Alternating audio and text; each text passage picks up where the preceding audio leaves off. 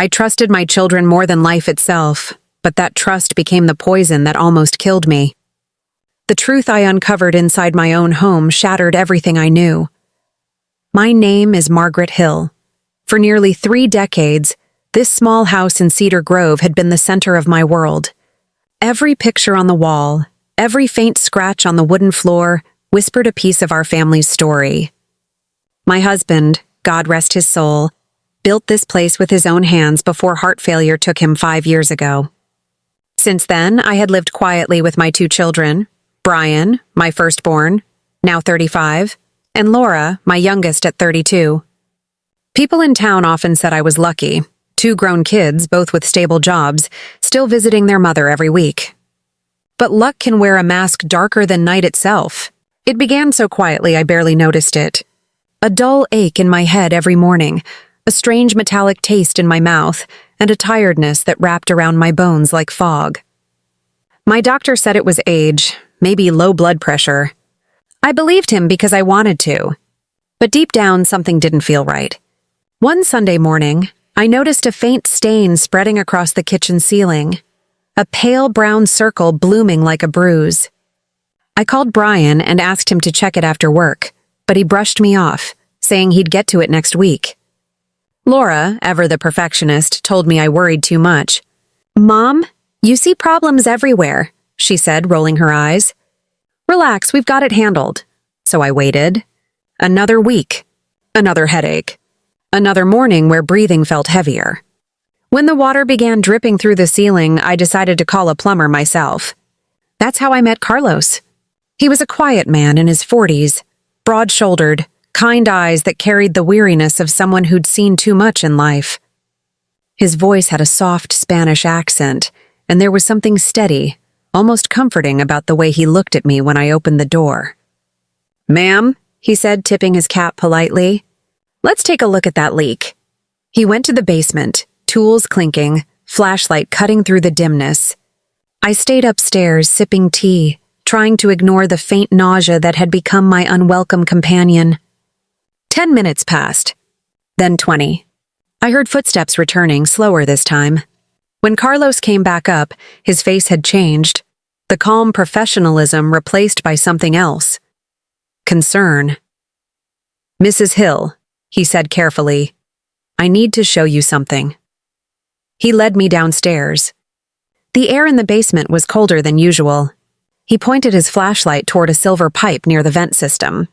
Attached to it was a small canister, wired with precision. "Do you know what this is?" he asked. I shook my head. "It's not part of your plumbing. Someone installed a carbon dioxide diffuser here, and it's connected to your central air system." His words hit me like thunder. "Meaning?" "Meaning whoever put this here has been releasing gas through your vents. Small doses, but over time, it could make you very sick." My throat went dry. The metallic taste in my mouth returned with vengeance. "Are you saying someone's poisoning me?" Carlos hesitated, then nodded slowly. "I'm saying this isn't an accident." My knees gave way, and I grabbed the railing to stay upright. Memories flashed through my mind like lightning.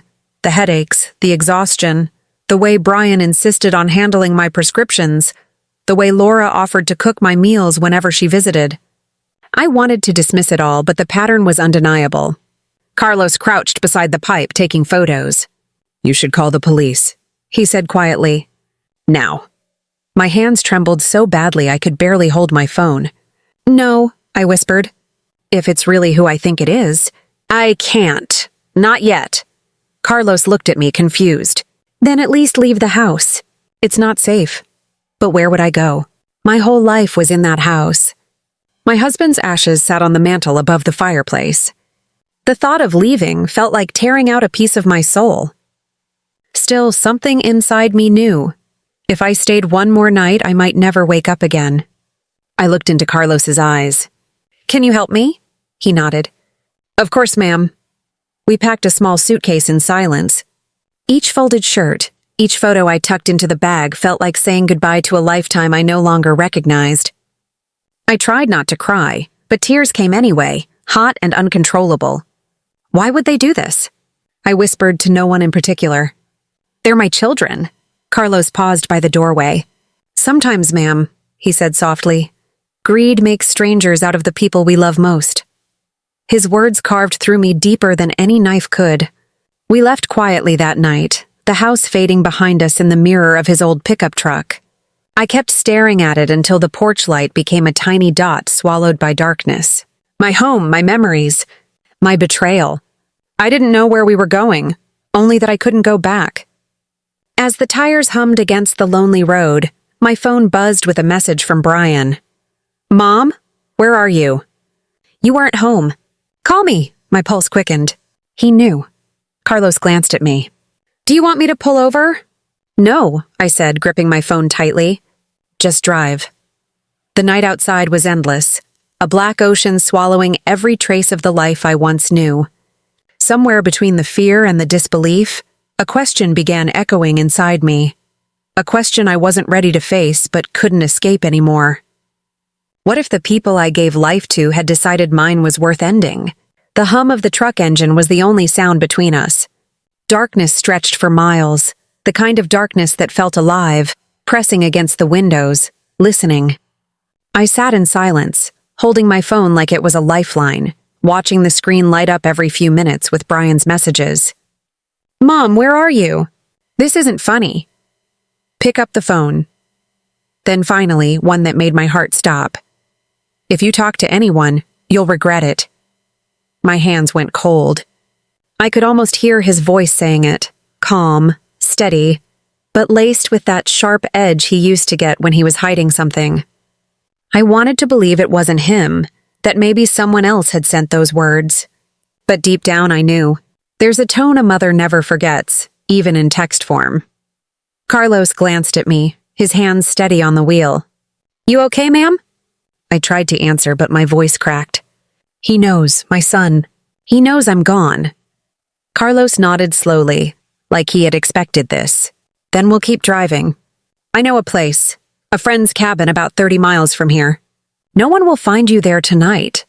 I wanted to protest, to tell him this was madness, that maybe I was overreacting, but every instinct screamed otherwise. The air felt heavier, as if the night itself was warning me that going back meant death. We drove for what felt like hours through empty country roads, the headlights cutting narrow paths through mist and silence. I thought about my children, the tiny fingers that once held mine, the laughter that filled our kitchen, the bedtime stories, the Christmas mornings. How had all that love turned into something so dark? I remembered the insurance papers Brian had insisted I update last year, the way Laura avoided eye contact when I signed them. I thought it was care. I thought they wanted to protect me. But maybe they were protecting something else, something that didn't include me. When we finally reached the cabin, it was close to midnight.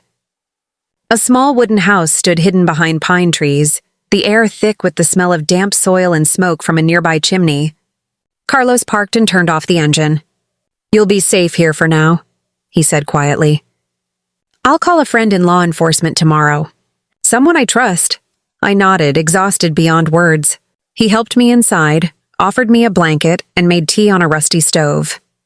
The warmth of the cup in my hands almost made me forget why I was there. Almost. Carlos, I said after a long silence, why are you helping me? He looked up from his cup, his expression unreadable. Because I've seen this before. My aunt went through something similar. Her family tried to take everything after her husband died. She didn't survive it. His eyes darkened with memory. No one believed her until it was too late. The words hit me like a cold wind. I realized then that he wasn't just a stranger helping out of kindness. He was fighting a ghost from his own past. I didn't sleep that night. Every creak of the floorboards, every rustle of the wind made my heart race. I sat by the window, watching the moon rise through the branches, thinking about what I would say if I ever faced my children again. Would I scream? Would I beg them to tell me why? Or would I simply break? Around 3 a.m, my phone buzzed again. A voicemail this time. I hesitated, then pressed play. Brian's voice filled the quiet room. Mom, I'm sorry if you're scared, but you don't understand what's going on. You're not well. You've been confused lately. Let me come get you, please. His tone was soft, rehearsed. But I caught something underneath. A strain, a hint of frustration. He wasn't asking. He was demanding. I deleted the message before it could replay. Then I turned off my phone completely. By dawn, Carlos had stepped outside to make a call. I heard his voice through the thin walls, low and tense. Yeah, she's safe for now. But I think they know I helped her. If they track the truck, we'll need another plan. My heart clenched. The guilt hit me hard. This man had put himself at risk for me, a woman he barely knew. When he came back in, I tried to smile. I'm sorry for dragging you into this. He shook his head. Don't be. Sometimes doing the right thing costs something. I learned that a long time ago. We ate breakfast in silence, but the quiet wasn't peaceful anymore. It was the kind that sits heavy between two people who both know something bad is coming. Around 9, a car engine echoed faintly in the distance. Carlos's head snapped up. Stay here, he whispered, moving toward the window. I followed his gaze. A black SUV was crawling down the dirt road, too slowly to be innocent. That's Brian's car, I breathed. Carlos cursed under his breath. We've got to move now. He grabbed the keys, but before we could reach the door, headlights flooded through the trees. The car had already pulled up outside. My pulse pounded in my ears. A voice shouted from the yard, Brian's voice. Mom, I know you're in there. Please just come out. He sounded desperate, almost sincere. For a split second, I wanted to believe him, to walk out and let him explain. But then I remembered the canister, the poison, the messages. Carlos put a hand on my shoulder. Don't. We slipped through the back door, running across the yard toward the woods. The cold air bit at my face as branches whipped against my arms. Behind us, the cabin door burst open, the sound of wood splintering under force. Mom? Brian's voice cracked through the trees, closer now, angrier. You're making a mistake! We ran until my legs burned, until the world spun. Carlos stopped, breathing hard. There's an old trail ahead, he said. If we follow it for half a mile, it leads to a ranger station. You can call the police from there? I nodded, fighting to stay upright. My heart felt like it was tearing itself apart. From fear, from disbelief, from love that no longer had a place to go. Halfway down the trail, I stumbled. Carlos caught me before I hit the ground. I can't do this, I gasped. He's my son. He looked me dead in the eye. Not tonight, he's not. Tonight, he's someone trying to take your life. Those words snapped something inside me. The last thread of denial I'd been clinging to. I forced myself up and kept moving, every step echoing like a heartbeat in the dirt. When the faint outline of the ranger station appeared through the trees, I thought we were safe. But then I heard it. The crunch of footsteps behind us. Slow and deliberate, Brian was still coming. The police lights flashed outside, bathing the front yard in red and blue as the night air turned sharp with tension. Margaret stood by the window, her hand trembling as she clutched the curtain. Brian, they're saying the car that exploded was registered under your name. Her voice cracked, each word heavier than the last. Brian didn't answer immediately. He sat on the couch, elbows on his knees, face buried in his hands. I know, he muttered, barely audible. But it wasn't me driving it. Someone switched the plates. They're framing me, Mom. Margaret's knees went weak. The world seemed to tilt. Framing you for what? Who would do such a thing? Brian looked up, his eyes bloodshot and hollow. I don't know. But it started after Dad's death. Remember the business documents he told me to keep safe? They weren't just contracts, Mom. They were evidence. Evidence of something big. And now, someone wants it buried. Margaret stared at her son, the weight of his words sinking into her chest like a stone. Outside, officers moved about, taking photos and whispering to one another. It all felt unreal, like a movie she couldn't step out of. Brian, where are the documents now? She whispered. He hesitated, hidden. But if they find them, I'm done. Margaret's mind raced. Laura was upstairs pretending to sleep, but she'd heard enough to know that their lives were unraveling. The girl clutched her old teddy bear, tears streaming silently down her cheeks. When morning came, The house was quiet except for the hum of the refrigerator and the occasional chirp of a bird outside. Margaret brewed coffee, but her hands shook so violently that half of it spilled on the counter. The air smelled of fear and stale memories. Suddenly, the front door creaked. Carlos stood there, unexpected, uninvited, yet oddly calm. "I heard about the explosion," he said softly, his voice carrying both concern and warning. "You need to leave this house for a while, Mrs. Hill. Someone's watching it." Margaret froze. "What are you talking about?" Carlos stepped closer, lowering his voice.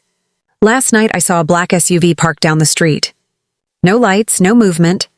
Just two men sitting inside smoking. When I drove by, one of them lifted a camera." Margaret's heart skipped a beat. "Are you sure?" Carlos nodded grimly. "I've seen that kind of look before. It's not random." Brian came down the stairs, still in yesterday's clothes, his face pale. "Then it's true," he murmured. "They're tracking us." Carlos looked between mother and son. "You have somewhere safe to go?" Margaret hesitated. "My sister lives upstate, but she doesn't know any of this.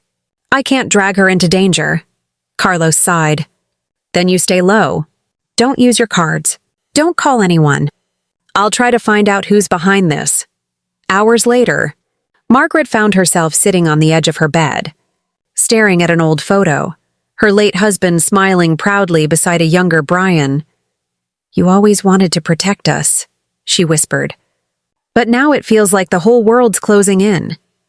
Downstairs, she heard Carlos's voice faintly through the phone. "Yes, it's them again. No, she doesn't know yet. Keep her safe until I say otherwise." The tone was firm, deliberate.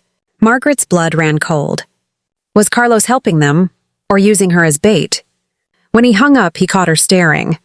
"Mrs. Hill," he said, forcing a calm smile, "you should rest. Things might get rough tonight." Margaret nodded, but her mind screamed questions. Who was he talking to? How did he know so much? That night, she didn't sleep. Every creak, every gust of wind, every distant car engine made her flinch. Around midnight, she heard it. Footsteps on gravel, slow, careful. She crept to the window and saw two figures near the SUV. One pointed toward the house. The other raised a small device that blinked red. A tracking beacon. Margaret's heart pounded. She rushed to Brian's room. "Wake up now!" He jolted up, eyes wide. "What's wrong?" "They're outside," she hissed. "Grab your things, we have to go." They moved quickly but quietly. Carlos appeared at the door, his expression deadly serious. "You saw them too?" Margaret nodded. "Then there's no time. The back door now." They slipped out into the cold night, the moonlight slicing through the fog. Their footsteps crunched against wet grass as they moved toward the woods behind the property. Margaret could hear the SUV's doors slam open, voices shouting, "They're running!" Carlos turned back and fired a single warning shot into the air. The sound cracked through the night like thunder. "Keep moving," he barked. Branches whipped against Margaret's face as she stumbled forward, clutching Brian's hand. Her lungs burned, but adrenaline pushed her on. When they reached the creek, Carlos motioned for them to stop. "We'll follow the water. It'll mask our tracks." The three waded in, the icy current biting at their legs. Margaret's thoughts spun wildly. How had her quiet life turned into this? Just days ago, she'd been baking pies, worrying about electricity bills. Now she was running for her life through the dark, chased by faceless men. An hour later, they reached an abandoned barn on the outskirts of town. Carlos led them inside, securing the door behind him. "We'll rest here," he said. The place smelled of hay and rust. Moonlight spilled through the gaps in the wooden walls, painting everything in silver.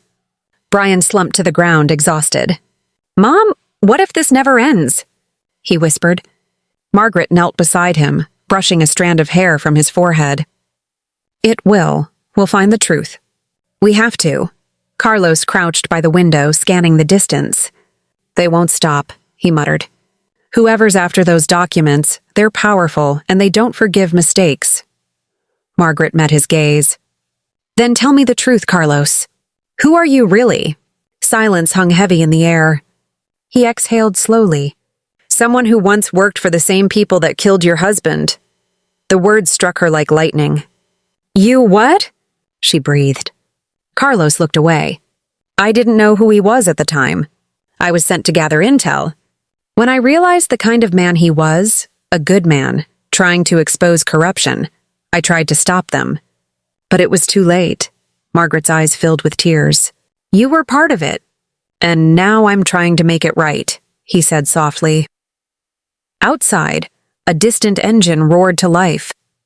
Carlos's head snapped toward the sound. They found us. He grabbed his gun. Take the back exit. Run toward the highway. Don't stop. Margaret clutched her son's arm. Come with us. I can't, Carlos said, his tone final. If I don't hold them off, you won't make it. Margaret hesitated, torn between fear and gratitude. Then she turned and ran, the barn fading behind her, the night echoing with the sound of gunfire. As they disappeared into the darkness, Margaret's tears mixed with the rain that had begun to fall. Somewhere behind her, the man who had once been her enemy was now fighting for her life. And deep inside, she knew. This was only the beginning. The gunfire echoed through the valley long after they had run. Margaret clutched Brian's arm as they stumbled down the muddy slope, her breath ragged, her heart pounding so violently she could feel it in her ears. The rain fell harder, turning the earth into slick rivers that dragged at their shoes. Behind them, the barn was burning, faint orange light flickering against the black sky. The smell of smoke mixed with rain, forming a choking cloud of fear. Mom, Brian gasped, is Carlos. Is he dead? Margaret couldn't answer. Her throat closed up, and the only sound she could manage was a trembling whisper. Keep running. They reached the old highway by dawn, soaked, cold, and covered in mud. The world felt painfully still. No cars, no people, just the whisper of wind moving through broken trees. Margaret's shoes squelched with each step, but she didn't dare stop. Every time she blinked, she saw flashes, Carlos turning back toward the attackers, the flash of a muzzle, the scream of metal tearing apart. Mom, Brian said quietly, you trust him, don't you? Margaret hesitated, then sighed. I don't know, honey. But he saved us when he didn't have to. That counts for something. They walked another few miles before finding a small diner at the edge of a gas station. It was the kind of place that smelled of burnt coffee and fried bacon, with cracked vinyl seats and a jukebox that hadn't worked in years. A hand-painted sign read, Open 24 hours. Margaret hesitated at the door, scanning the parking lot.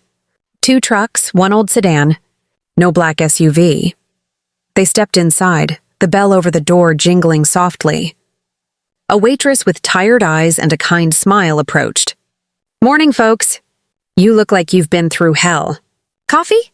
Margaret nodded, grateful. The warmth of the diner felt almost unreal, like a fragile pocket of safety in a collapsing world. As they sat, Brian leaned close.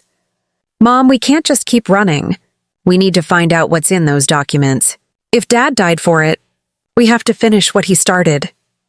Margaret looked at him, seeing both fear and determination in his face. You're right, she said softly. But first, we need a plan. She reached into her coat and pulled out a small flash drive, the one her husband had left her the night before his fatal accident. She'd almost forgotten she still carried it. Her hand trembled as she set it on the table between them. This is it, she whispered. Whatever he was hiding, it's in here. Before Brian could reply, the diner door opened. A gust of cold air swept in, followed by a tall man in a dark coat. His face was half-shadowed beneath his hat, but his eyes were unmistakably sharp. He scanned the room once before walking to the counter. Margaret's stomach twisted. Something about him felt wrong. Too clean, too controlled, like someone trained to blend in. The waitress poured his coffee, and he gave a faint smile that didn't reach his eyes. Brian, Margaret whispered, don't look up. Just eat. Brian froze, his spoon halfway to his mouth. Mom, who? Don't, she hissed under her breath. A moment later, the man stood and walked toward their table. Mrs. Hill, he said smoothly, his voice low but confident. I'm Agent Nolan with the Federal Bureau of Investigation. I need a word. Margaret's pulse spiked. FBI? She repeated, forcing a shaky laugh. I think you have the wrong person. Nolan's lips curved faintly. No mistake. You and your son were last seen fleeing a crime scene last night. Your associate, Carlos Alvarez, was found dead, shot multiple times. The words hit like a sledgehammer. Dead? Margaret whispered, her breath catching. Nolan nodded slowly. We believe he was working with a domestic intelligence leak. Whatever you're carrying, Mrs. Hill, it's evidence in a federal case. Hand it over and we can protect you. Brian's jaw clenched. If you wanted to protect us, you wouldn't have chased us through the woods. Nolan's expression didn't change. That wasn't us. You were running from the people your husband was investigating, a private network within the government. They're dangerous, and they're watching this conversation right now. Margaret stared at him, trying to read the truth in his eyes. Then why should we trust you? She asked quietly. Nolan sighed, his voice softening. Because you don't have another choice. He slid a card across the table. There's a safe house in Asheville. Go there tonight. Don't tell anyone. And Mrs. Hill? He paused, lowering his tone. Your husband wasn't killed in an accident. He was silenced. Then he left as quietly as he'd come. The bell above the door chimed once and he was gone. Margaret sat frozen, staring at the card. The words Federal Bureau of Investigation looked official enough, but something inside her screamed not to trust it. Brian reached for the card, flipping it over. A small handwritten note on the back read, They're closer than you think. Burn this after reading. That night, as the sky darkened and the roads grew empty, Margaret drove through winding back roads toward Asheville. Every headlight behind her made her grip the steering wheel tighter. Brian dozed in the passenger seat, the flash drive tucked inside his jacket. We'll make it, she whispered, more to herself than him. But halfway through the forest road, she saw it. The same black SUV, headlights dimmed, following at a steady distance. Panic surged through her chest. Brian, wake up. He stirred, then jolted upright. It's them again, she said, voice trembling. Hold on. She pressed the gas, the car jolting forward. Gravel sprayed behind them as they tore down the narrow road. The SUV followed, its engine roaring. Brian looked back. They're gaining! Margaret swerved, taking a sharp turn that nearly sent them off the edge of the ditch. The SUV tried to follow and clipped a tree. The sound of metal crunching echoed behind them. Margaret didn't slow down. They reached a small wooden bridge just as lightning split the sky. The bridge looked fragile, swaying in the wind, but there was no time to hesitate. She crossed it, the tires thumping against the planks, and just as they reached the other side, the bridge collapsed behind them. The SUV plunged into the ravine below, swallowed by fire and water. For a moment, silence reigned. Margaret's hands shook on the wheel, tears of exhaustion stinging her eyes. Mom, Brian whispered, we're alive. She nodded weakly. For now. They drove on until they saw an old sign, Asheville, 2 miles. When they arrived at the address on the card, the safe house was nothing but an abandoned motel on the outskirts of town. The windows were shattered, the paint peeling. Is this some kind of joke? Brian muttered. Margaret stepped inside cautiously, flashlight trembling in her hand. Dust coated every surface, but on the front desk, someone had left a single envelope with her name on it. She opened it slowly. Inside was a note written in familiar handwriting, her husband's. If you're reading this, it means they found me. Trust no one but the man who saved you. The truth is buried where we first met. Margaret froze. Brian, she whispered, tears filling her eyes. Your father's alive. Or he planned this long before. And in that dim, broken motel lobby, she realized the story wasn't about survival anymore. It was about uncovering the reason her husband had died, and the truth powerful enough to destroy everything they'd ever known. The air inside the abandoned motel was heavy, thick with dust and the ghost of old smoke. Margaret's flashlight beam trembled across the cracked wallpaper as she tried to steady her hands. The note from her husband sat open on the front desk, its ink slightly smeared from her tears. Brian stood beside her, silent, his eyes scanning every shadow as if expecting someone to step out. "Where they first met," he murmured. "Mom, where was that?" Margaret exhaled slowly. "It was in Savannah. 30 years ago, at a little roadside cafe called Daisy's." Her voice faltered as memories flooded back, her husband laughing, sunlight streaming through the window, the smell of cinnamon rolls and coffee. That was where it all began. And maybe where it all needed to end. They left the motel before dawn, their car still muddy from the chase. The road to Savannah stretched long and empty beneath the gray morning sky. Margaret's mind churned as mile markers passed by. What if this was a trap? What if the note wasn't really from her husband, but from whoever had killed him? She tried to shake the thought away, gripping the steering wheel tighter. Brian sat in silence, scrolling through old files on the flash drive with his laptop. "Mom," he said suddenly, "there's something strange here. These aren't just financial reports. There are encrypted folders labeled Project Ember. And look, some of the signatures belong to senators." Margaret frowned. "Senators? You mean the government's involved?" Brian nodded grimly. "Dad was working with something big, Mom, something they'd kill to keep buried." By the time they reached Savannah, the sun was dipping low, painting the horizon in bruised shades of orange and purple. Daisy's cafe was still there, though barely. The paint had peeled, the sign hung crooked, and the parking lot was cracked and overgrown.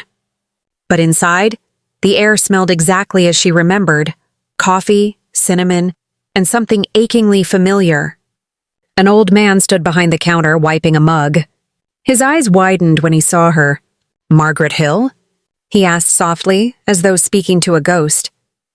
"It's been a long time," Margaret froze. "Do I know you?" The man smiled faintly. "You might not remember me, but your husband told me you'd come." He set down the mug and reached beneath the counter. "He left this for you." He pulled out a small wooden box, carved with her husband's initials. Margaret's breath caught. "When did he give you this?" "About 2 years ago," the man said. "Said if anything ever happened to him, and if a woman named Margaret Hill walked in asking about daisies, I should give it to her. No questions asked." She took the box with trembling hands. The latch clicked open easily. Inside lay a stack of photographs, several documents, and a small cassette tape labeled Ember, evidence copy. Her heart raced. Brian leaned closer, his eyes wide. "Mom, this could expose everything." She nodded slowly. "Or destroy us." Before they could speak again, the bell over the door jingled. 2 men in dark coats stepped in, their posture too rigid to be customers.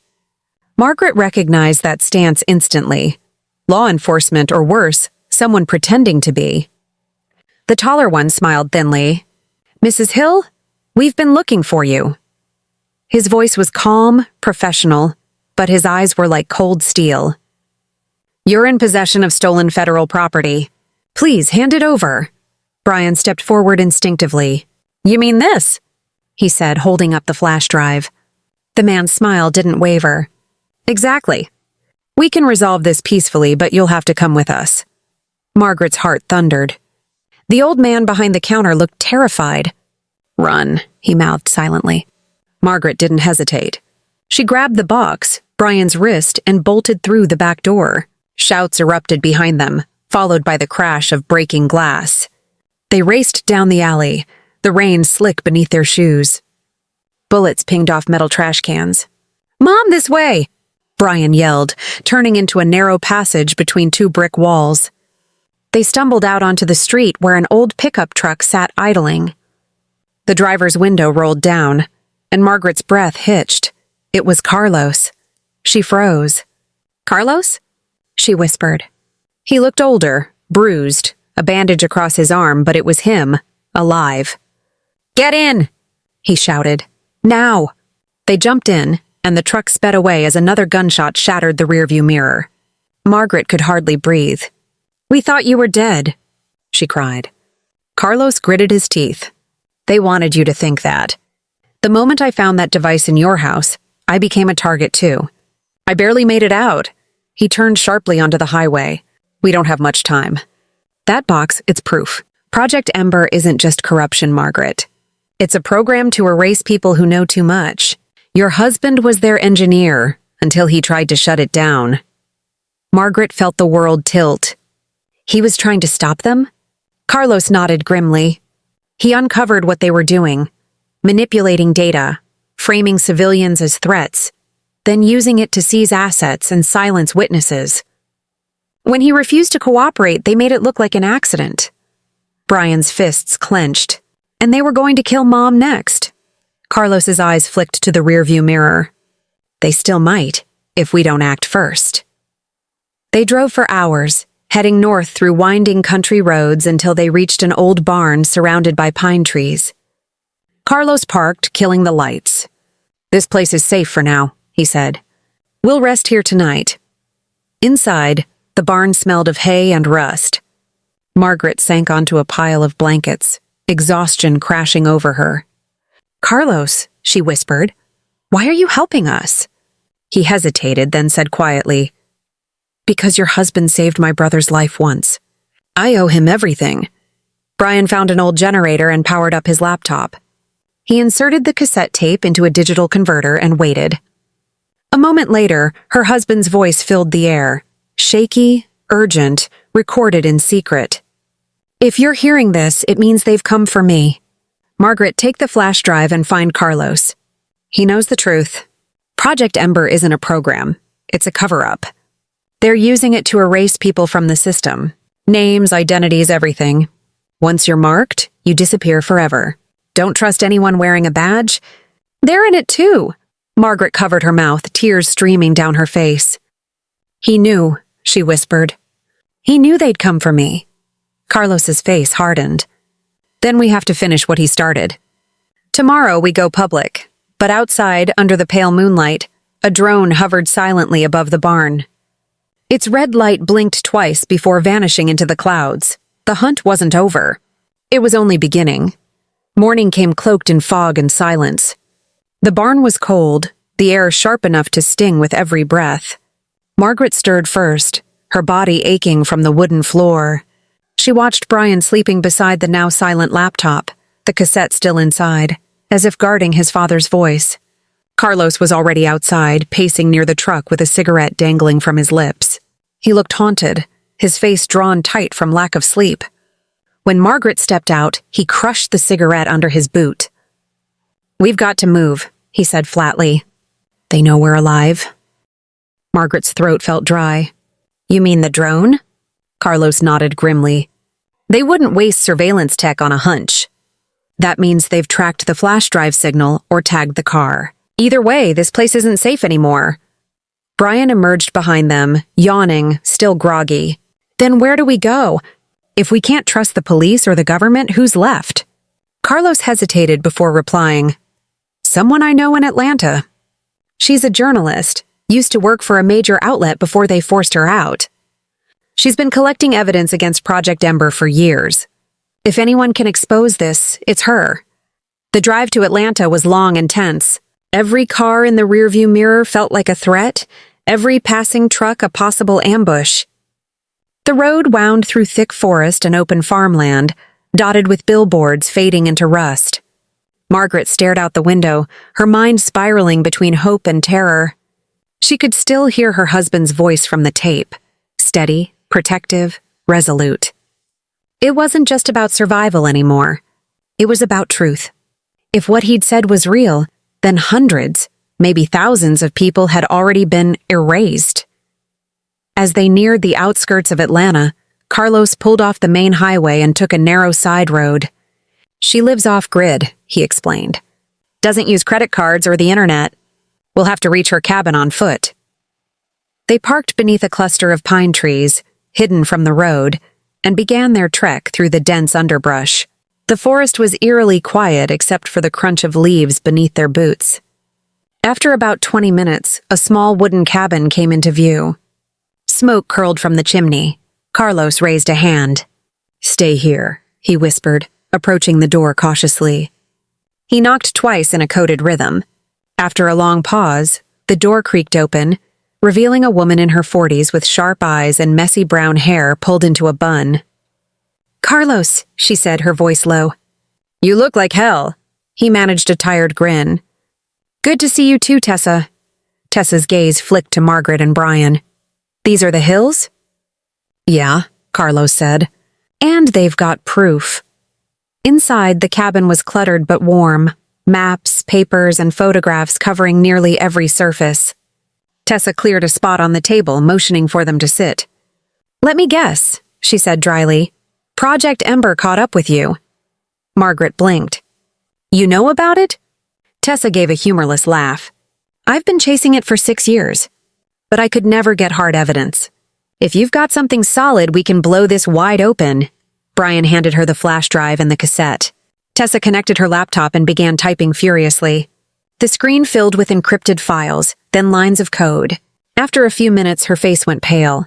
This is bigger than I thought. These aren't just federal documents. There are files on private citizens, people who disappeared without a trace. Doctors, teachers, journalists. Look, each file ends with a timestamp and a code. It's like they were digitally erased from every database. She looked up at Margaret. Your husband risked everything to expose this. Margaret's eyes burned with tears. He died for it, Tessa nodded solemnly.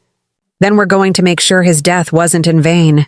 But before she could continue, the lights flickered, then went out.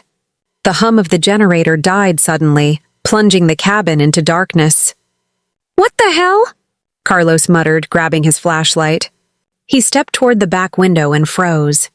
We've got company. Outside, black SUVs lined the dirt path, headlights off. Men in tactical gear were moving through the trees. How did they find us? Brian hissed.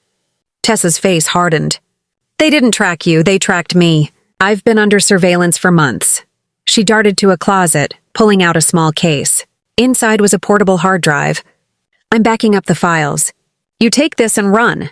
No, Margaret said, shaking her head. We're not leaving you. Tessa gave her a small, sad smile. You have to. I can slow them down. Once the data's uploaded, the world will know. She plugged the hard drive in, the transfer bar flickering on the dim screen.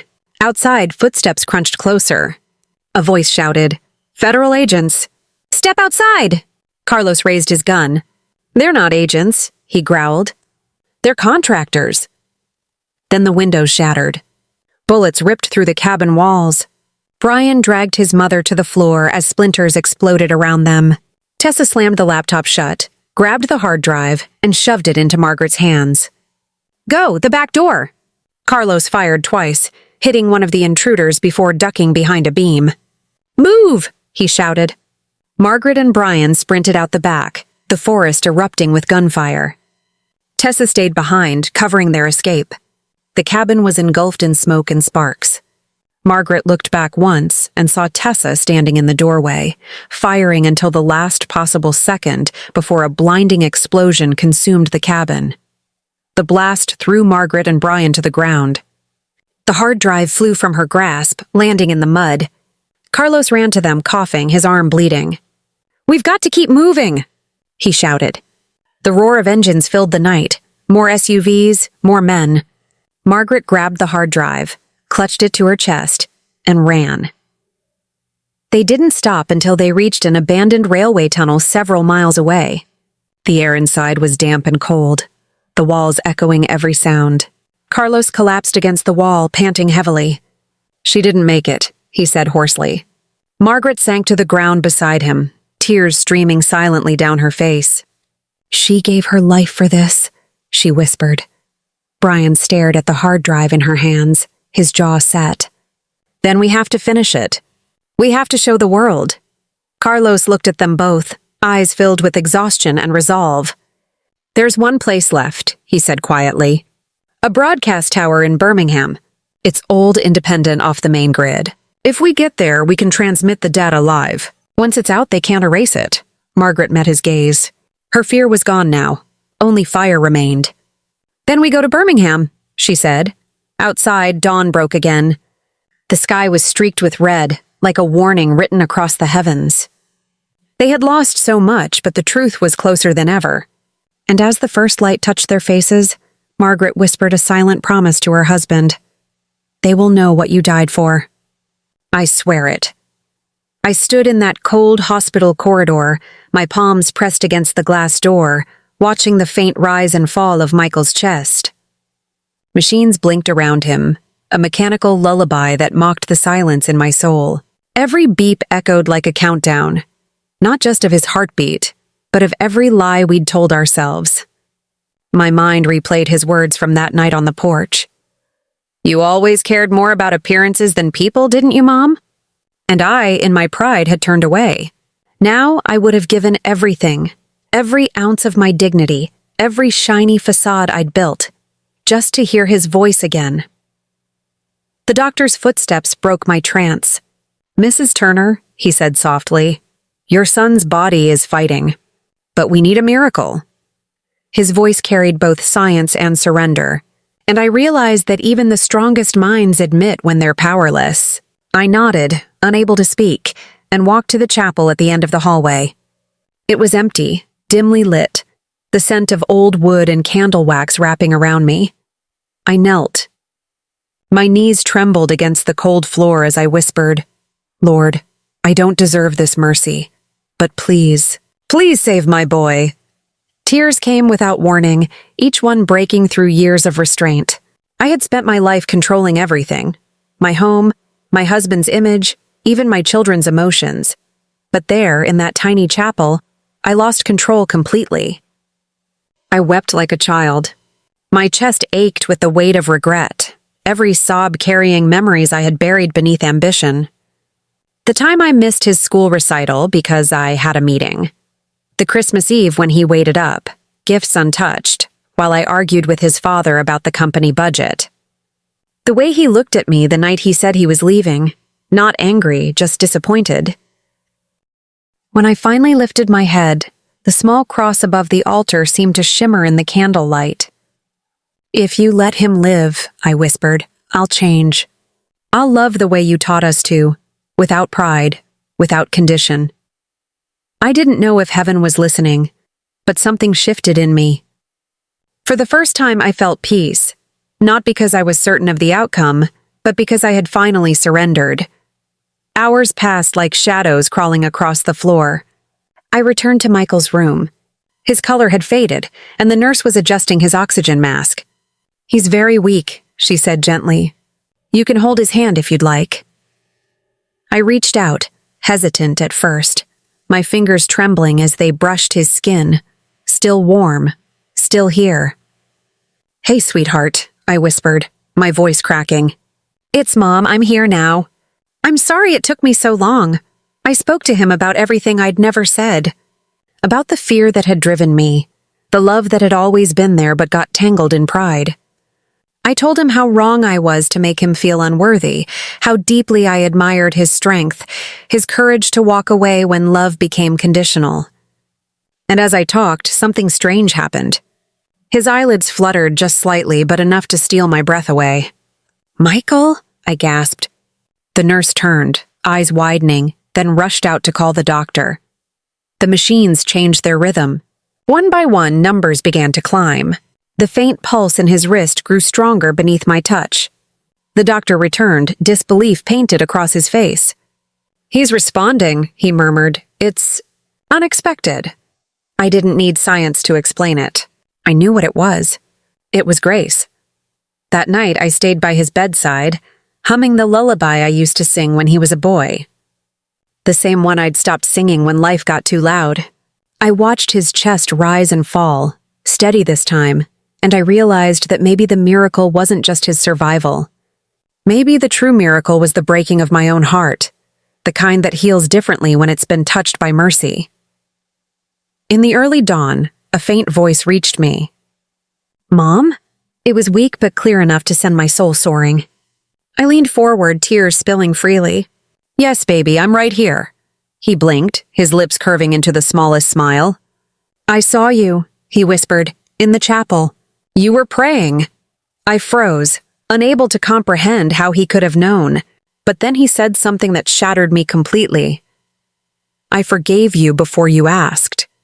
The words sliced through every wall I'd ever built. I held his hand tighter, whispering, "Thank you, my son. Thank you for teaching me how to love again. For a moment, it felt like the world stood still. No noise, no pain. Just the quiet connection between two broken souls being mended by something far greater than themselves. Outside the window, morning light bled across the horizon, warm and golden. I watched it spill into the room, brushing Michael's face like a gentle promise. I realized then that forgiveness wasn't just about being pardoned. It was about being reborn. The woman who had walked into that hospital was gone. The one who remained was raw, humble, and finally free. But deep inside, I also knew this was only the beginning. Life had offered me a second chance, not just to love my son, but to live differently. Yet second chances come with a price, the courage to face the truth and never turn away again. As I stood there, his hand still in mine, I whispered a vow. Not to God this time, but to the life ahead. I will love louder than my fear. I will live gentler than my pride. And I will never again let silence speak for me. The monitors hummed softly, a steady rhythm that now sounded like hope itself. And as the sun rose higher, its light washed over us both, erasing the shadows that had haunted me for years. I knew one thing with absolute certainty. The story wasn't over. It was just finally beginning. When Michael was moved from the ICU to a recovery room, I followed close behind, clutching his overnight bag like it was made of gold. Every hallway we passed seemed brighter than the last. Every breath he took was a silent hymn of grace. But beneath the relief, a deeper fear stirred. What if the real test wasn't over? What if the hardest part wasn't keeping him alive, but rebuilding what we had broken? Days passed in a rhythm of quiet gratitude. I'd sit by his bed reading old family letters, brushing crumbs from his blanket like some sacred act of devotion. Sometimes he'd wake and look at me with that same tender wariness, like a man who remembered both the love and the hurt. "You don't have to hover, Mom," he'd whisper. But I did, because for the first time, I wanted to. One evening, when the room glowed with soft lamplight, he said something that pierced the calm. "Why did it take losing everything for you to see me?" His voice wasn't angry, just tired. The question hung between us, thick as smoke. I opened my mouth, then closed it again, because how do you explain years of blindness? How do you confess that you loved, but loved in a way that suffocated instead of nurtured? Finally, I said, "Because I was scared, Michael. Scared of failing, scared of not being enough. I thought control would keep us safe. But all it did was build walls." My voice shook, but I didn't stop. "And I'm sorry for every wall I ever built between us." He didn't answer at first, just stared at the ceiling, breathing slow and even.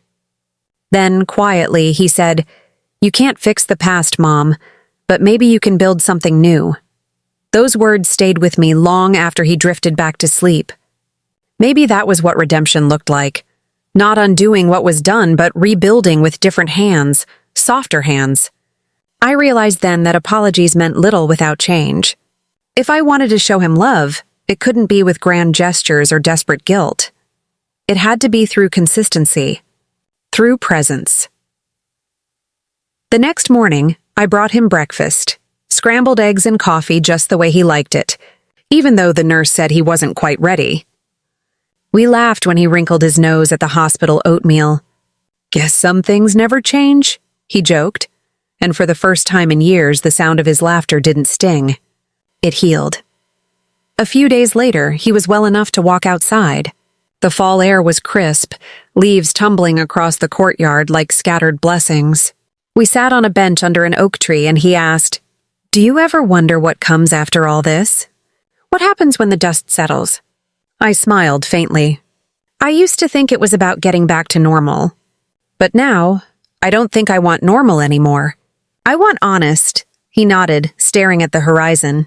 "Honest sounds good." Then he turned to me, his eyes softer now, carrying something between forgiveness and understanding. "Mom, you don't have to make every wrong right overnight. Just keep showing up. That's enough." Those words wrapped around me like sunlight through frost. I thought about all the times I'd demanded perfection, from myself, from him, from everyone. But life, I was beginning to see, was never about perfect endings. It was about imperfect continuations, moments that didn't erase the pain but made it worth surviving. Back home, the house felt different. Not because it had changed, but because I had.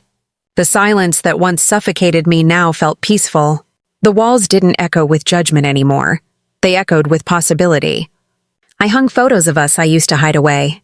In one, he was 5, covered in mud from head to toe, grinning like a conqueror. I'd scolded him that day for ruining his clothes. Now I looked at it and thought, God, how many moments like that did I throw away? As weeks passed, we began to heal in small ways. I learned to listen instead of lecture. He began to call more often. We didn't pretend everything was fine. We just kept showing up. Healing wasn't loud. It was quiet, steady, and deeply human. Then one Sunday morning, as we were leaving church, Michael said, "You know, I've been thinking about going back to work." I smiled, though fear flickered for a second. "That's wonderful, honey. Are you sure you're ready?" He grinned. "Yeah, I think it's time. Besides, someone has to pay for all those hospital bills you racked up crying over me." We laughed, real, full laughter that reached the corners of our souls. It felt like resurrection, like breathing again after years underwater. But even as I laughed, I knew we weren't the same people anymore. We were both different, refined by pain, softened by mercy. That night, I sat by the window, watching the streetlights blur through the glass, and whispered a prayer of gratitude. Not just for his life, but for the death of everything false that had once ruled mine. Pride, image, control, all of it gone, burned away in the fire of loss and grace. What remained was raw but real, and yet somewhere deep inside I felt a stirring. A sense that something else was still coming. Not another tragedy, but a test. A quiet one. Life has a way of circling back, offering you chances to prove what you've learned. I didn't know it then, but that test was already on its way, because love, true love, the kind that rebuilds instead of binds, will always be tested. And when it is, you find out whether your redemption is just a word or a way of life. As the clock ticked past midnight, I looked out into the dark and whispered, "I'm ready, Lord. Whatever it is, I'm ready to live this time." The wind outside carried the faint scent of rain. It reminded me of that night months ago, when I'd sat in the chapel begging for a miracle. Now I understood. The miracle had never been about saving his body. It had been about saving our hearts. And though I didn't yet see the next storm on the horizon, I could feel it coming. A different kind of storm, one that would shake what we'd rebuilt. But this time I wasn't afraid. This time I knew. Love that survives breaking can survive anything. It was late November when the storm returned. Not the kind that rattles windows or floods roads, but the quiet one that sneaks in when life feels too peaceful. Michael had been home for 3 months, his health improving every day, and for the first time in years I thought we'd found steady ground. But peace, I learned, doesn't always mean safety. Sometimes it's just the calm before another breaking. That afternoon, I was setting the table for dinner when the phone rang. His voice sounded strange, tight, controlled, like someone bracing for impact. "Mom," he said, "I need to tell you something." I froze, the fork still in my hand. "What is it, honey?" A pause then. I lost my job. My heart sank. He'd been so proud to get that position back, so determined to prove he was ready to start again. "What happened?" I asked softly. "Budget cuts," he said. Or that's what they told me. But I could see it in their eyes. They just didn't want the guy who almost died in their office. "Liability, you know." His voice cracked at the edge, and I heard the familiar tremor of shame hiding behind his calm. "I'll be fine," he added quickly. "Don't worry." But I knew him too well. That's exactly what he said before everything fell apart last time. After he hung up, I stood there staring at the phone, my fingers trembling. Old habits whispered through my mind. Fix it, control it, manage it. But I stopped myself. This time had to be different. So I prayed, not for a miracle, but for strength. Strength to love him without trying to save him. When he came over the next evening, I could see the storm in his eyes. He smiled, but it didn't reach his heart. "Mom, I'm okay," he said before I could even ask. But the slump in his shoulders told the truth. "You don't have to pretend," I said gently. "It's okay to hurt." He looked at me then, really looked, and I saw the battle raging inside him. The pride, the fear, the exhaustion. "I just thought I was past all this," he whispered. "I thought maybe God had given me my second chance and I blew it." I reached across the table, took his hand and said, "Second chances aren't something you blow, Michael. There's something you live through. Even when it hurts." He nodded, eyes glistening. But I knew words alone wouldn't mend the disappointment. Sometimes love meant just sitting in the silence, letting someone fall without abandoning them. The weeks that followed were heavy. The job hunt was slow, rejections piled up, and I saw him retreating into that quiet corner again, the one filled with self-doubt and questions that echo in the dark. I wanted to lift him, but every time I tried, he'd brush it off. "I've got this, Mom," he'd say, and I'd smile, even though I could feel his spirit slipping back into that old ache. One night, I found him sitting on the porch, staring into the rain. "Do you ever think some people just aren't meant for peace?" he asked. "Every time I get close, something pulls me back down." His words pierced me because I had once believed the same thing, but life had taught me otherwise. "Peace isn't something that happens to us," I said quietly. "It's something we fight to keep, every single day." He didn't answer, but I saw a faint flicker in his eyes.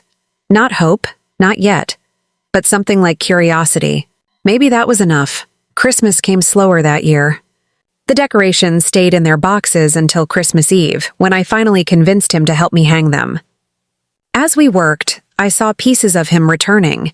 The small smiles, the quiet laughter when he tangled the lights, the way he hummed along to carols without realizing it. Healing rarely happens all at once. It's a patchwork, bits of light stitched over darkness. That night after dinner, we sat by the tree, the glow casting warm shadows across the room. He turned to me and said, "You know, I used to hate this time of year. It always made me feel like I was faking happiness." I nodded. I used to do the same. But maybe we weren't faking it, Michael. Maybe we were just trying to remember what hope felt like. He smiled faintly. "You sound like Pastor Reed." I laughed softly. Maybe I'm finally listening to the same God he's been talking about all these years. For a moment, it felt like everything was okay again. Fragile, but okay. Then his phone buzzed. He glanced down, and I saw the color drain from his face. "It's Emily," he said. His ex-wife. He hesitated before answering, and I could feel the air shift. Their past had been a battlefield. Love turned into resentment, promises burned by disappointment. When he finally picked up, I listened to his tone change, soft but cautious. "Hey, yeah, I'm here." "No, it's okay." "What's going on?" Minutes passed. Then he whispered, "What?" and stood up, hand gripping the back of the chair. When he hung up, his face was pale as paper. "She's moving. She's taking Lily to another state." Lily, his daughter. My granddaughter. The little girl who'd brought light back into our lives before everything went dark. I froze. "When?" "Next month," he said, voice breaking. "She got a new job. Says it's what's best for Lily." His eyes filled with tears. "But how can it be best if it breaks her heart?"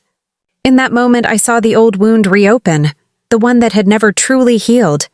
Losing his family once nearly destroyed him. Now it was happening all over again. I pulled him into my arms, feeling his body tremble against mine. "We'll figure it out," I whispered.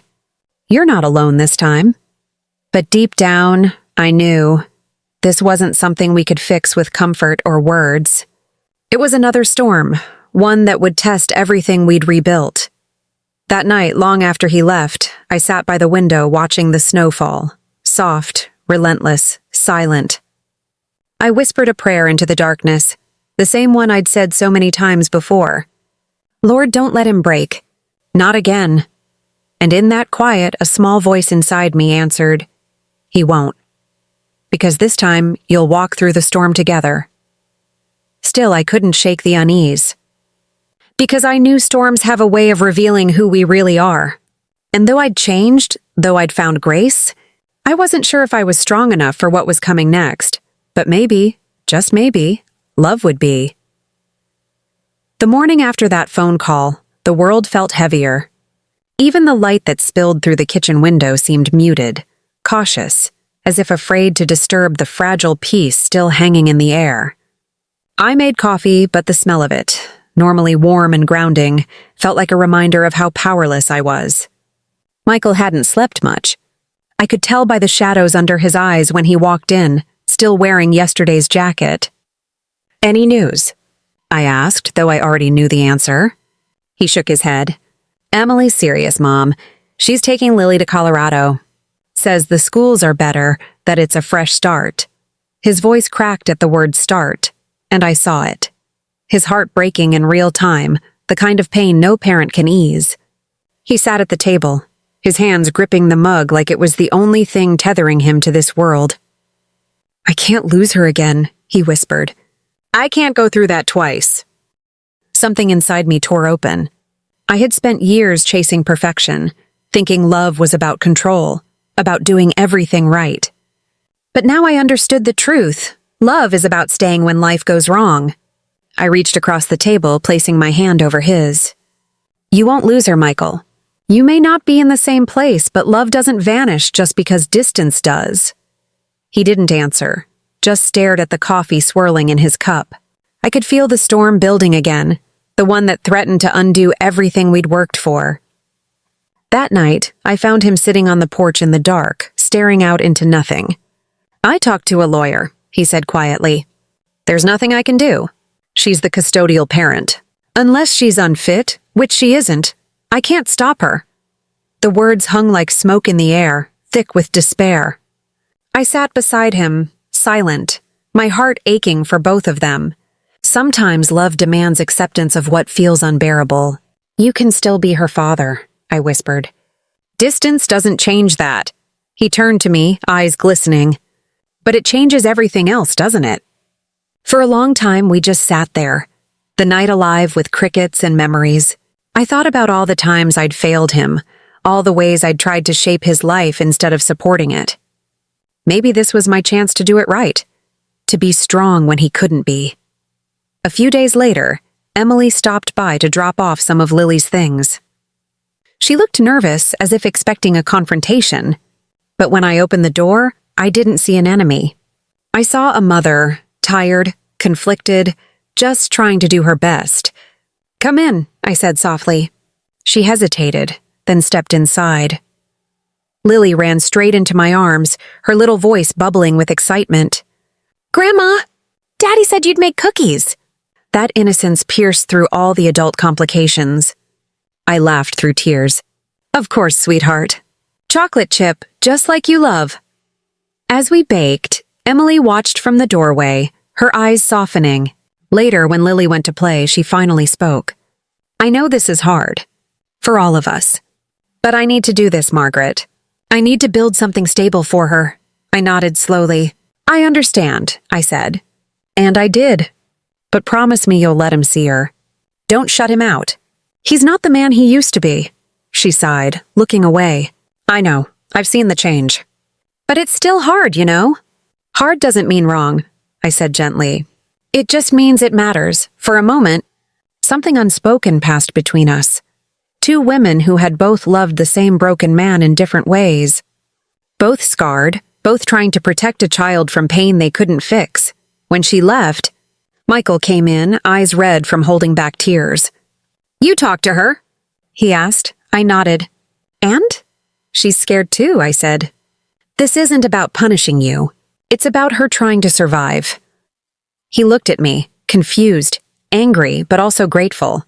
"You always find a way to make me see the other side," he said. I smiled faintly. That's what love does when it's been broken enough. It learns to look through someone else's eyes. The following weeks were a blur of small heartbreaks, packing boxes, goodbye hugs, quiet tears at bedtime stories. The day Lily left was bright and cruel, the sky too blue for grief. She hugged her father tight, whispering something in his ear before running to the car. Emily gave a small wave as she drove off, and I saw Michael standing there long after they disappeared, his hands trembling. When he finally turned to me, his face was pale, his voice hollow. "What now, Mom?" I walked over and wrapped my arms around him. "Now," I said softly, "you live. You keep becoming. You keep loving her, even from afar." He nodded, but I saw the tears spill anyway. That night, I found him asleep on the couch, Lily's drawing clutched to his chest, a stick figure family holding hands beneath a giant heart. In her childish handwriting, she'd written, "Daddy, I love you forever." I sat beside him, brushing a strand of hair from his forehead, whispering a prayer that only heaven could hear.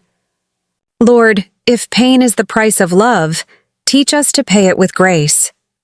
The next morning, something shifted. He woke early, made coffee, and said, "Mom, I've been thinking. Maybe I can move too. Not to chase them, but to be closer. Maybe I can start fresh somewhere near enough to visit often." For the first time in weeks, I saw determination in his eyes again. The same fire that had once driven him, now tempered by humility. I smiled. "Then go. Don't be afraid of beginning again. God doesn't waste pain, Michael. He repurposes it." He nodded, a small smile tugging at his lips. "You sound like you've done this before." "I have," I said quietly. "Every day since I lost your father. Every day since I thought I'd lost you. Starting again isn't weakness. It's proof we're still alive." The days that followed were filled with planning, phone calls, possibilities. Hope, cautious but real, began to grow again. And one night, as I watched him map out a new life, I realized something profound. Redemption doesn't end with forgiveness. It begins there. It continues in the choices we make when everything familiar is gone. I knew the road ahead wouldn't be easy. He would face loneliness, doubt, and distance. But this time he wouldn't face it alone. Because now love wasn't about control or protection. It was about presence. About walking beside someone through the storm instead of shielding them from it. And as I looked at my son, once lost, now rebuilding, I felt the quiet pulse of grace again. Steady and alive. This wasn't the ending. It was the beautiful, trembling start of something real. The police station smelled of coffee and rain-soaked uniforms. Margaret sat across from Detective Hayes, her hands clasped tightly, the faint tremor of exhaustion making her seem older than she was. Her bandaged wrists told their own story, a story of escape, survival, and betrayal that had cut deeper than any wound. Hayes looked at her with a mix of sympathy and disbelief. "So your son and daughter plan to take your estate and end your life?" he said quietly. Margaret's voice cracked. "Yes, but it wasn't always that way. They weren't born cruel. Something poisoned them long before they ever tried to poison me." He nodded, jotting notes in silence. Through the rain-smeared window, she could see the faint red lights of ambulances in the distance. Somewhere out there, Brian was in custody, Laura in a hospital bed, and the family she once loved was torn apart like a broken painting, shards too jagged to reassemble. The truth had saved her, but it had destroyed everything else. When they released her that evening, Carlos was waiting by the curb. His truck was old, dented, and wet from the drizzle. He stepped out as soon as he saw her, rushing to open the door. "You okay?" he asked. She tried to smile, but her eyes glistened. "I will be. One day." The drive back to her house was long and silent, the kind of silence that isn't empty but full of things too heavy for words. The house stood dark, cold, and hollow. Police tape crossed the doorway like a scar. She hesitated before stepping inside. "You don't have to go in there tonight," Carlos said softly. But she shook her head. "I have to. This is my home. It's where the pain started, and where I'll learn to breathe again." They entered slowly. The smell of chemicals still lingered faintly. The table where she had collapsed weeks ago remained untouched, her teacup now a ghost of that night. Margaret ran her fingers across the wood. "Funny," she whispered, "how something so ordinary can hold so much evil." Carlos stood beside her, silent, respectful. "What will you do now?" he finally asked. She turned to him, her eyes hollow yet alive. "Forgive," she said simply, "but not forget." In the days that followed, Margaret moved through her house like a shadow learning to become light again. The locks were changed, the curtains washed, the air cleared. She prayed every morning at sunrise, not for revenge, but for release. Sometimes she found herself sitting by the window with a cup of tea, always brewed by her own hand now, watching the mist lift from the hills. Carlos came by often, helping her fix what had been broken. Doors, pipes, window frames, and sometimes her heart. He didn't talk much, but his presence filled the silence with warmth that words could never match. One afternoon, Margaret received a letter from Laura. The handwriting was shaky, but familiar. "Mom, I don't deserve your forgiveness. I can't explain what we did, except that greed blinds and fear enslaves. I see now what we've become, and it terrifies me. I'm sorry, not for being caught, but for forgetting who you were to me. Please don't hate us forever." Margaret's tears stained the paper. She didn't hate her daughter. She pitied her. Hate was heavy, and she had carried enough. She took the letter, folded it carefully, and placed it beside her Bible. Weeks later, another letter arrived, this time from Brian's lawyer. He had confessed everything: the plot, the manipulation, the documents forged under Laura's insistence, and the guilt that haunted him in his cell. "He's asking if you'd visit him," the lawyer said over the phone. The request lingered in her mind like a cold wind. Visiting him meant reopening wounds she'd barely begun to heal. But something in her heart whispered that forgiveness isn't freedom until it's spoken face to face. The next morning, she drove to the prison with Carlos by her side. The building was gray and lifeless, surrounded by fences that stretched like punishment into the sky. When Brian was brought into the visitor's room, his eyes were downcast. The confident son who once towered over her looked small now, humbled, broken. "Mom," he said, his voice cracking, "I don't expect you to forgive me." Margaret looked at him steadily. "Then you don't understand forgiveness," she replied softly. "It's not about what you deserve. It's about what I choose to let go of." He started to cry. For the first time since it all began, she saw the boy he once was, the boy who used to run barefoot in the garden, chasing butterflies and laughter. She reached across the table and took his hand. "I forgive you, Brian," she whispered. "But you'll have to find your way back to God. That's something only you can do." His sobs filled the cold room, and Margaret felt the chains inside her begin to loosen. When they left the prison, the air felt lighter. Carlos drove in silence, letting her thoughts settle like dust after a storm. "You did the right thing," he said eventually. She nodded, eyes fixed on the horizon. "Forgiveness doesn't change the past," she murmured, "but it changes who I am in the present." That night, she sat on her porch, wrapped in a shawl, staring at the stars. The world was still cruel, still unpredictable, but for the first time in years, her heart wasn't afraid. She whispered a prayer for her children, not for their punishment, but for their redemption. Inside, the phone rang. It was the detective again. "Mrs. Hill," he said, "there's something new in the case files. You might want to come by tomorrow." Her pulse quickened. She thought it was over, but something told her it wasn't. Another shadow lingered beneath the surface, waiting to reveal itself. She set the phone down, her reflection trembling in the window pane. "What more could there be?" she whispered. Carlos, sitting in the next room, caught the unease in her voice. "Whatever it is," he said gently, "we'll face it. Together." Margaret nodded slowly, but her mind was already spinning. The night that had once brought her peace now hummed with unease again. Maybe forgiveness wasn't the end of the story. Maybe it was only the beginning of the next trial, the one that would test whether her faith could stand when the truth came calling once more.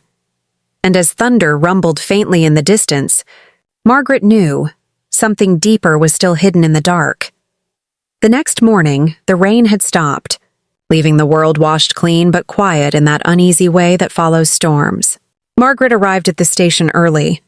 Detective Hayes was waiting for her, holding a thin file with a red stamp across the corner. Confidential. His expression was unreadable. "Mrs. Hill," he began, "you said you wanted the truth, no matter what it cost. You should sit down." Her heart tightened, but she nodded. He opened the file and slid a few photographs across the desk. Margaret's breath caught.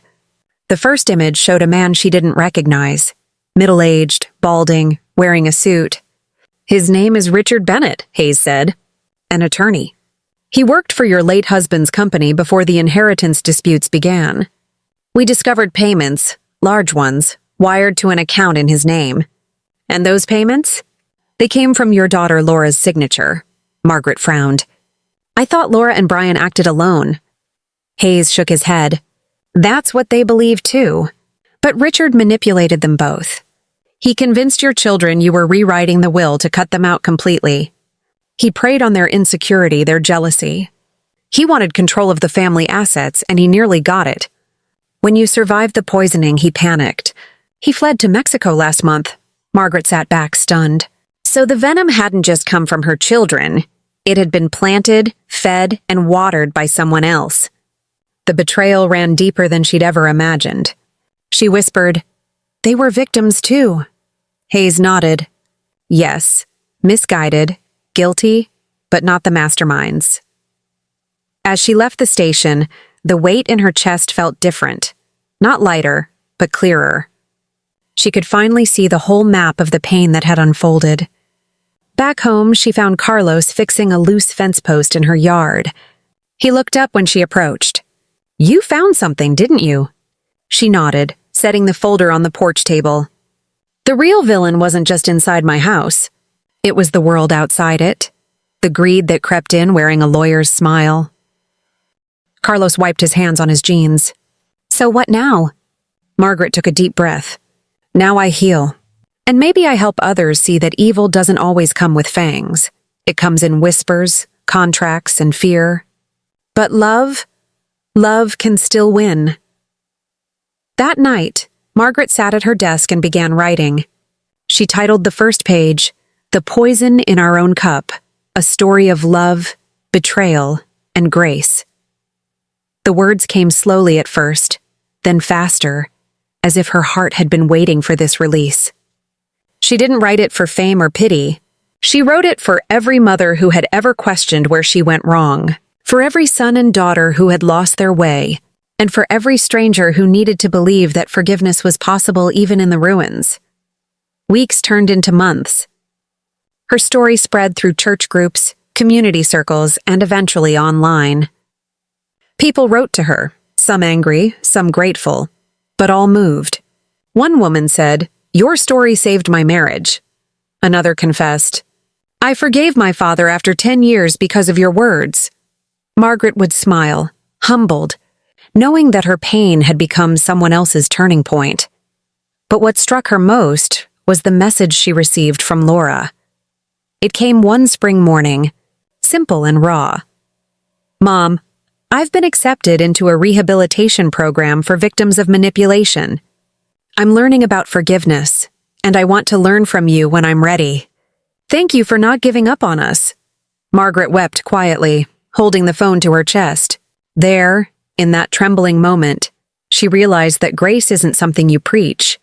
It's something you live. One Sunday, she and Carlos sat together on the porch as the sun dipped low behind the hills. The birds sang their evening hymns, and the world felt whole again. "You ever think about what could have happened if you hadn't come that night?" she asked softly. Carlos smiled. "Every day. But I don't dwell on it. I believe God sends people at the right time. Sometimes to fix a leak. Sometimes to fix a life." She laughed, tears shining in her eyes. "You fixed more than you'll ever know." They sat in silence for a long while, the air thick with peace. Margaret finally spoke again, her voice steady. "You know, I used to think forgiveness was weakness, that if I let go, I'd lose control. But now I see it's the opposite. Forgiveness doesn't erase what happened, it redeems it. It turns ashes into soil." Carlos nodded. "And you grew something beautiful from it."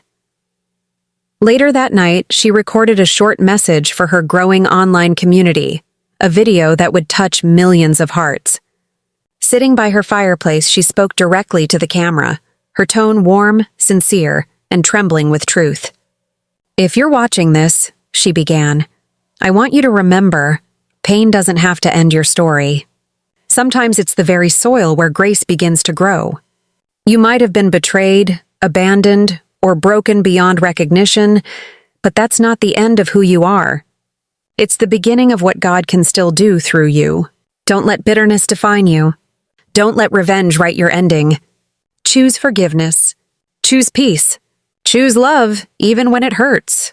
She paused, eyes shimmering. "And if my story moved you, if it reminded you of something you've lost or something you need to find again, I ask you to stay. Join this community of healing souls. Subscribe, share, and let's rebuild hearts together. Because this world needs more light, and it starts with you." When she ended the recording, she sat in stillness for a long time. The crackle of the fire filled the room. Outside, the moon rose bright, as if the heavens themselves were bearing witness to her rebirth. She closed her eyes and whispered, "Thank you, Lord, for the pain that taught me love and the love that healed my pain." The next morning, she awoke to messages flooding her inbox, people sharing their own stories of heartbreak and forgiveness. One said, "You gave me courage to face my son again." Another wrote, "I thought I was alone until I heard you." Margaret smiled softly. The world hadn't changed, but hearts had begun to. And that was enough. In the distance, a new day stretched wide across the horizon. The wounds of the past would always leave scars, but now those scars were holy, proof that broken things can be made beautiful again. She stepped onto her porch, breathing in the crisp morning air. Somewhere inside, she felt her late husband's words echoing gently. Love them anyway, and so she did. Not because they earned it, but because love, real love, isn't earned. It's given again and again, until the world starts to look a little more like heaven. As the screen fades to black, her voice lingers one last time. Don't let your pain go to waste. Let it teach you. Let it change you. And if this story touched your heart, subscribe, share, and help someone else find hope again. That was the end of her story, but the beginning of thousands more.